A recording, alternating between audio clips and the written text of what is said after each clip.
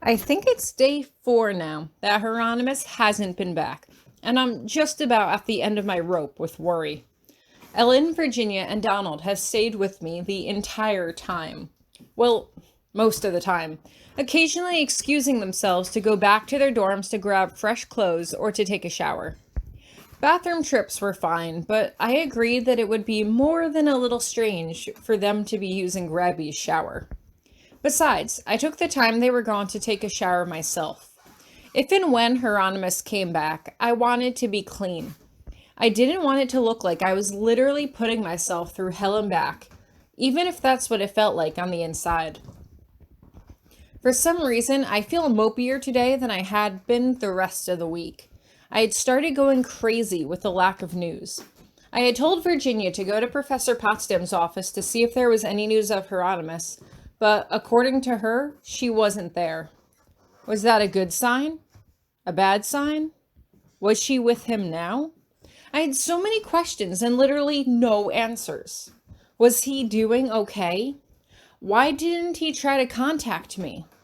Was he mad at me? Was he in danger? Did I do something wrong? Want the last of the fries? Virginia asks. What?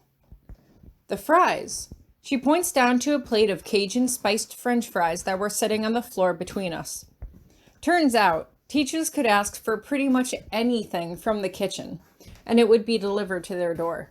We didn't try to ask for anything like lobster or steak, though.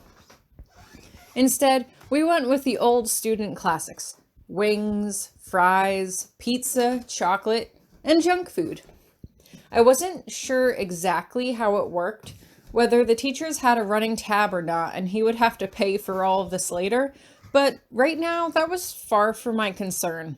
Maybe if he was here, I wouldn't have had to order about a dozen pizzas to feed me and my friends in Stressy over the course of the past 4 days. Take them, I say carelessly. We were all sitting around playing blackjack, and honestly, the game was just getting far too repetitive for me. Of course, we tried playing other games like poker, Uno, and Go Fish, but Ellen kept asking to come back to blackjack for some reason. She said it was the only game she was really good at, and I wasn't really focused to begin with. Hit me, Donald says. She puts down a jack and he sighs in dismay. This game sucks. Well, that's because you keep hitting, Ellen tells him. Last time you hit on a 16. There's still a chance I could have gotten a 5, Donald insists. Okay, sure, Ellen says dismissively. We've been playing this game for a few days and you haven't won yet, but keep holding out for your lucky break. You shouldn't expect anything less of me, Donald teases. Virginia seems more or less unfazed by their bantering, but for some reason it's too much for me today. Seeing Ellen and Donald being downright coupley all week, from snuggling up together on the floor of the room to whatever this is more than I can take. I want Hieronymus here. This was supposed to be our 2 weeks off to just spend with each other, and although 2 weeks had at first started to seem like a lot of time, it really wasn't when I remember that I had no memory that he was my husband for at least a good 7 months or so. Remembering how close I was to losing him back then reminds me of how close I am to losing him now, and I suddenly feel overwhelmed. It's all too much to take. I'm sick of it. I'm sick of not knowing what is going on. Why hasn't Potsdam come and told me anything yet? I hear them talking and laughing and joking like nothing is wrong, like nothing could possibly go wrong, and it's just too much for me. Literally, before Donald tells the punchline of a joke, one of my sobs fills the air and I have to turn away. It's embarrassing and it's stupid and I hate it. Hey, are you okay? Ellen asks softly. No, I say, hopping off the end of the bed. I can't sit here and play cards any longer. I can't sit here and eat pizza and pretend everything is going to be okay when Hieronymus might be dying. I need to walk and instead end up pacing back and forth in front of the door. I turn to face them. No, we've been here for 4 days without a word. We haven't heard anything from him. Potsdam hasn't said shit. I just want to know that he's okay. I'm sure he's recovering, Ellen continues, but I don't want to hear it. I feel like shit right now. And that's the worst part. That's the worst part, right? Because he could be hurt and dying and I can't see him. So I just keep focusing on how shitty I feel. I mean, I'm sitting here shoving my face with fucking pizza and crap food and he might be dying. Dying. Well, I'm just sitting here doing nothing. Like, what is wrong with me? Tori? No, just let me talk. I closed my eyes and let out a breath. I don't know what happened. I know Potsdam lied to me about the business trip, obviously, but he got hurt. But how? Was he attacked? Was it in an accident? And my voice breaks. Why doesn't he want me to see him? My voice sounds so pleading and miserable, choked with sobs. Ellen and Virginia look down at the floor. Donald just looks straight past me. Did I do something wrong? Did he do something wrong? Was he attacked? Is he trying to protect me? Am I in danger? I bend over slightly, holding my head in my hands. I can't do this, I sniff. All last year I was in danger and no one told me a fucking thing. I could have died so many times and no one would tell me what was going on. And now it's the same thing all over again. Did he get his memory wiped? Did he forget me? Is that what happened? Are they worried I'm not going to be able to handle it? Is that it? That I'm still just a child? That I'm a student so I can't understand the gravity of what's going on? Tori, you should really... I should what? I demand. Go down to Professor Potsdam's office and demand to see him? Because I should. I don't know why I haven't already. I don't know why. I'm just a selfish, horrible person. I've just been sitting here and moping all week when I should have done something. Instead, I've been too preoccupied trying to figure out how I should deal with this. What I would do if anything happened to him. I am just a miserable, selfish person. Like, what if something really terrible did happen? What if he's trapped in the other world and that's why they won't let me see him because they're worried I'll be attacked crossing the spirit gate? I can feel a quality rage boiling inside of me now. Because if that's the case, I will go in there, with or without Potsdam's or anyone's help. I will fucking OD on white magic, and I will kill whoever the fuck I need to in order to rescue him and bring him back to safety. I will... Fortunately, it does not seem that will be necessary. I blink. I spin around to see Hieronymous standing there, looking like his usual self. Except he doesn't. He looks tired, exhausted. I don't know if the others can see it, but he looks pale. I swallow the lump in my throat. Virginia? Say no more, Virginia says quietly. I can hear ruffling behind me as they grab their sleeping bags. He steps aside to let them pass and shuts the door behind them. I don't move.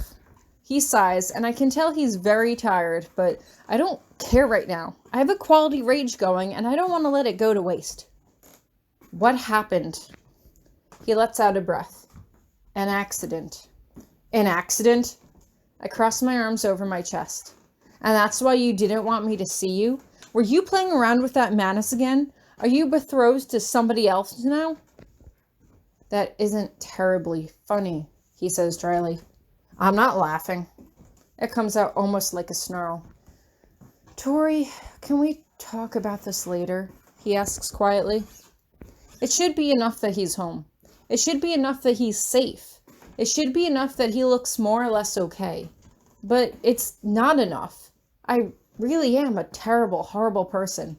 No, we will talk about this now. Why didn't you want me to see you? He shakes his head. I need to take a shower. Talk to me! Part of me feels like hitting him, but I don't know how hurt he really is. Who did this to you? What? He spins around to face me, as if he has no idea what I'm talking about. Who did this? I repeat. Who attacked you? He shakes his head. What did she tell you? Who? Potsdam. 3 very different versions of events, I say sharply, including one where she mentioned that you had been blown up. Blown up? He rubs at his face with one hand. Well, at least now I can see why you were carrying on the way you were. Oh, right, because I forgot showing my emotions and talking about how I feel is such a childish, silly thing, I snap. I waited for you. You didn't come back. I waited up all night for you, and you didn't come back. It's hard to speak through my tears, but I push through. I couldn't feel your heartbeat at all. And then Potsdam came and was like, oh, he's just on a business trip. He's totally fine. Oh, never mind. I lied. He's been blown up and he's dying and we don't know if he'll live, but he doesn't want to see you. He sighs and rubs at his face with his free hand again. I will have a talk with her later. All you need to know right now is that I'm okay. I wasn't attacked. He pauses. And you're not in any danger either, so you needn't worry. Oh, right, because I was so worried about me when you were the one dying. I snap, immediately flinching at my words. But he's right. He was dying, and I had been worried about me. But maybe I could have worried about you more if I knew what was going on. I'm your wife. Why didn't you tell me where you were going? It's been a difficult past few days, he says. If I promise to tell you everything in the morning, will you let me shower and go to sleep now? I don't know why, but I back down. Suddenly, I'm too tired to do this now, too. You have 10 minutes to shower, or I'm coming in there after you. He forces a smile, but it seems weak. I just let him go into the bathroom without another word. After he shuts the door, I run my hands through my hair. As his wife, I was supposed to give him kindness and courage. Yelling at him and demanding answers wasn't really a part of that. But he could understand, couldn't he? Why I was so upset? Why wouldn't he tell me what was going on? As he gets out of the bathroom, I watch him closely. He has put on a nightshirt and pajama pants. I've never seen him with a nightshirt on before. Was he maimed? Hideously scarred? Did he not want me to see anything? Did he think I would run screaming for the hills if he was horribly disfigured? I suck in a breath and prepare for the worst. As he comes over to the bed, he spots the wadded up ball of pajama pants. What are they doing here? He asks, and I look away. They smelled like you, I say quietly. I hear him let out a breath as he slides underneath the covers. I stay seated where I am on the other side of the bed. He turns his head to look at me, and I just tilt my head slightly so that I can see him. He holds out his arm like he expects me to snuggle up to him. Can I ask. He looks surprised and nods. I quickly scoot into his embrace. Can I kiss you? He lets out a little chuckle of laughter. Yes, Tori, please. Careful not to put too much pressure on his chest, I lean forward, cupping his cheek with my hand as I kiss him. He kisses me back, gently but firmly, running his hands through my hair. As I pull away, his body immediately relaxes. Something about this makes me relax too. Are you okay? I ask. He nods. Just tired, he says as he switches off the lights. We can talk in the morning. Okay. I pause. Hieronymous? Yes? You're not mad at me, right? My voice is threatening tears again, and it seems like such a stupid, childish thing to say. No, he says, and I can tell by his voice that he means it. No, this had nothing to do with you. Then why didn't you want me to see you? I ask again. I can't let it go. It's the one question that has been running rampant in my mind the past few days. I just can't let it go so easily. Because, he sighs, I got hurt. I didn't want you to see. I didn't know how you might react. React? I ask blankly. Well, considering you were ready to storm into the other world with nothing but your... Maybe if you had told me what was going on, I wouldn't have, I say. We're supposed to be a team, remember? We do everything together. He just snorts at this. Go to sleep, Tori. We'll talk later. Okay, I relent. I rest my head against his arm and wait, but he doesn't flinch. Slowly, I entangle my body with his, but he still doesn't flinch or pull away. So, if he is hurt, it must not be too badly. I love you, I say quietly. I know. I frown. I know what I need from him right now. I just need to be direct about it. If you love me back, can you please say it? Please? I feel his hot breath on my ear. I love you. He lowers his voice. Mrs. Grabiner. I smile and cuddle into his chest, feeling his warmth against me. He's back now. He's okay. So, everything is going to be okay now, right? I didn't believe it. I couldn't. Everything that had happened to me last year showed me that if you're not ready for the worst-case situation, then it would inevitably strike when you least expected it. But this time, I was ready. This time, I was prepared for whatever he had to tell me.